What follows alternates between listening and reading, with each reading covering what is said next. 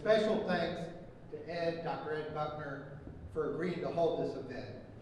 As far as the Archdiocese of Atlanta goes, I think we're in uncharted territory. So if anything goes wrong, no letters to the Archbishop. Before I address my Catholic brothers and sisters, I would like to kind of talk to some of the atheists, to Ed, and anybody who might find themselves more aligned with the atheist position. How many of you consider yourselves reasonable? How many of you consider yourselves open-minded? Now, I know Ed's not bashful. I knew his hand would be up. How many of you, just as we sit here, would assume you're more reasonable, more open-minded than the average Catholic here tonight? I don't even have to turn around. Wouldn't it be ironic? Wouldn't it be rather ironic if in the end, we Catholics are actually more reasonable than the atheists? And to add insult to injury, what if we were more open-minded? You see, from the Catholic perspective, especially in the last, let's say, 15 to 20 years, we believe we've been painted with a false narrative. If you see on the internet, listen to Christopher Hitchens, Richard Dawkins, we're painted as sort of being simpletons with a blind faith. From our perspective, it's sort of like we're misunderstood. The great author George Bernard Shaw, who writes great plays, he had a wonderful ability to show that a lot of his characters were misunderstood. He would show how there would be a character whose society would say, you're no good, you don't have much to offer. But that character was underappreciated.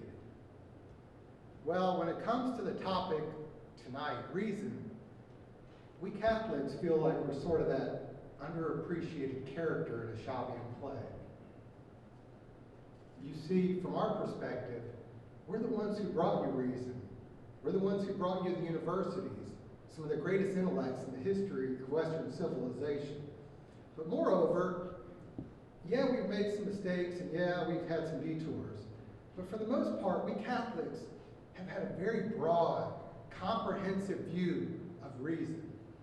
You see, from the Catholic point of view, we believe reason encompasses all aspects of the human ability to think. We believe it involves science, contemplation, art, math, physics, philosophy, and yes, faith. But all these come together to embolden and enliven reason. You see, as Monsignor Marin says about this very parish, when it comes to reason, we Catholics think big. We're very broad, a broad vision. And I submit, with all due respect to Ed and our guests, that the atheist vision of reason is actually very narrow. You see, for the atheist, reality, knowledge, truth, to know, all is reduced to what can be proved scientifically. There's actually a philosophy that's called positivism, and it basically says only that which can be proved by science is true.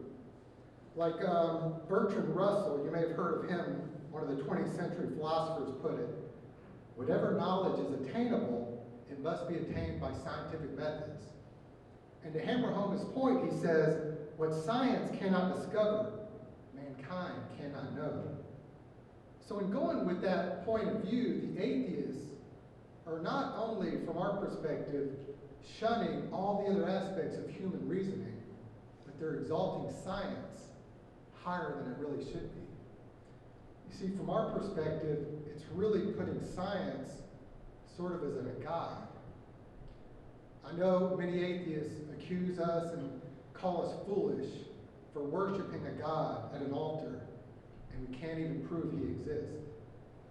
But we in turn say to you atheists, our guests tonight, perhaps you unwittingly worship an altar that seeks not your worship, science. To the atheists I say, let science be science. We affirm science, but let's not handcuff reason in the process. So with that background, I submit that we have a very comprehensive view of reason going into tonight's debate. And specifically what I want to do for the Catholic perspective is to show you based on 3 different perspectives. Now, being the lawyer that I am, I'm going to try to argue at the end to say you need to weigh all the evidence. But I'm going to do so from three different perspectives. First, philosophically, second, existentially, and then third, scientifically. And I'm going to show that at the end of the day, when you look at things philosophically, existentially, and scientifically, you're going to reasonably conclude that the Catholic position is indeed more reasonable than the atheist position. Now finally, a word to my Catholic guests. The administrator of this parish warned me if we lose one registered parishioner, it's coming out at your Nazi legal services. So for you Catholics, I want you to keep an open mind. We did not rehearse this. I honest to goodness don't know what Ed's going to say. But no matter what it is, don't let it shake your faith. Pope Benedict tells us time and time again, faith and reason coexist. One can never disprove the other. My mom has extra rosaries if you get a little nervous. But the main point is, be open-minded, listen to our guests, and be very respectful. I remind you what John Paul II, our Holy Father, told us time and time again. Be not afraid. Be not afraid of whatever science, whatever reason, whatever logic tells us, because we have faith and confidence in God, our God-given intellects. So now with confidence in that God, let us listen respectfully to Ed Buckner.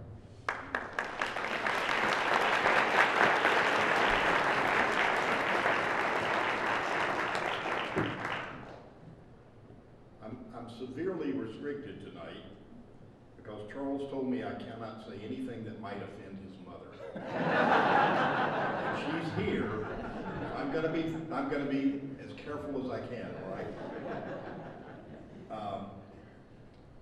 Charles said we can't do anything that involves rebutting what the other side said until we get to the rebuttals, so I'm kind of breaking that rule just a touch right here.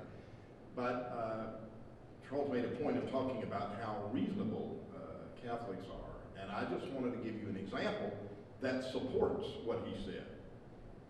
A very good friend of mine, Tom Flynn, who happens to be the editor of Free Inquiry magazine, has told many people, including me, that the reason he is an atheist today is because he went to Xavier University in Cincinnati and the Jesuits taught him to reason and to think. So I guess the Catholics are reasonable at least some of the time, right? I have no intention of insulting anyone here tonight, including Charles. I must be honest about my opinions, and I know that even to some extent, depending on how one interprets these things, if you look at the Catholic Catechism and the paragraphs there, you can read that in such a way that to be an atheist is to sin and is to be one of the greatest threats in the world. And so from that perspective, the very fact that I exist and don't agree with you can be seen as insulting. And there's nothing I can do about that. I can apologize that you feel insulted, but I have to be honest with myself and with you about what my views are. I want to start in this little introductory section, just basically ask you a question. If I offered you some land that I assure you is worth $1 million, that's just over the mountains, or maybe it's in California. It's got wonderful beachfront property, it's got nice, beautiful woods, there's a gold mine on the land that still functions and is generating gold. There's no crime in the area. It's a very peaceful place to live, and the land values there are going up. Many of your friends and relatives have gone there before you, and they're all very happy with what they found. And I offered you this piece of property for $1,000. How many of you would buy right away? Anybody who says yes, if you just write out the check, make it the Ed Buckner, and pass it in, okay? If you're good, if that's all you need to hear, then please let me have your checks, and I'll get started with my brand new found ministry. But if you are skeptical, if you say, wow, that sounds like an extraordinarily good deal, but I'd like a little more, I'd like some evidence, some proof, or something approaching proof before I went along with such a big deal, then I think I'm going to win this debate. because I think, in fact, that the more reasonable point of view about life, if you look at all the evidence, if you consider the logic, just dropped my watch, you will come to the conclusion, and I hope you will come to this conclusion, despite the fact that it's going to cost him in his practice so much money, if too many of you do, and if you get found out. I think you will come to the conclusion that, in fact, atheism is very much the more reasonable approach, the more reasonable stance to take regarding life. I'm always amazed when I hear Christians, Catholics, or any other Christians talk about the fact that they're the ones that are misunderstood or oppressed or whatever.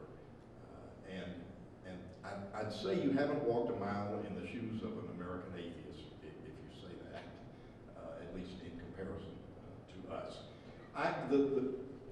To sum up just very briefly what my two main points are going to be in the main part of tonight's debate, so I can whet your appetite a bit, I can sum it up in 2 words. One of them is disobedience, and the other is hating. So we'll hear some more about that. I will tell you that Charles and I would also agree that it is completely impossible to even seriously scratch the surface of the things we're talking about in one brief evening. So I urge all of you to read, and not just to read the people you agree with, but to read the ones from the other side, and I'm saying this to my atheist brethren as well as to my Catholic brethren. Read widely, think deeply, and come up with some good questions for Q&A too. Thanks.